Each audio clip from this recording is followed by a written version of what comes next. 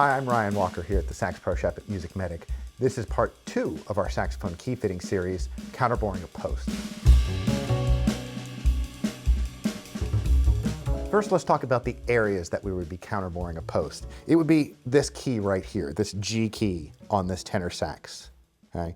What counterboring does is it eliminates this slop, as you can see how the key clicks back and forth. Now, one important thing to mention before we actually start counterboring a post is you want to make sure that your posts aren't too far spread apart.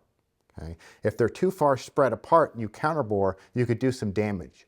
Let's talk about the tools we're going to be using to counterbore this post.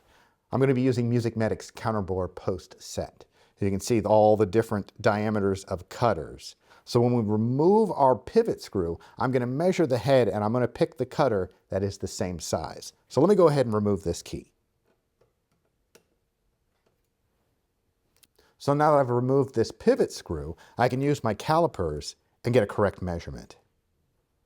This is coming in at 0.157. So I'm going to use my 0.157 cutter. I'm going to screw it onto the end of my driver.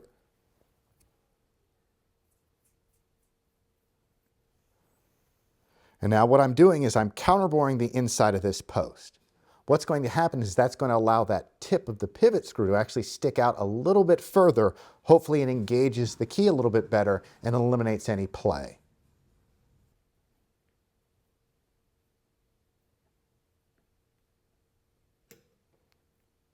Now that I've done some counterboring, now I can reassemble my key and check the fit.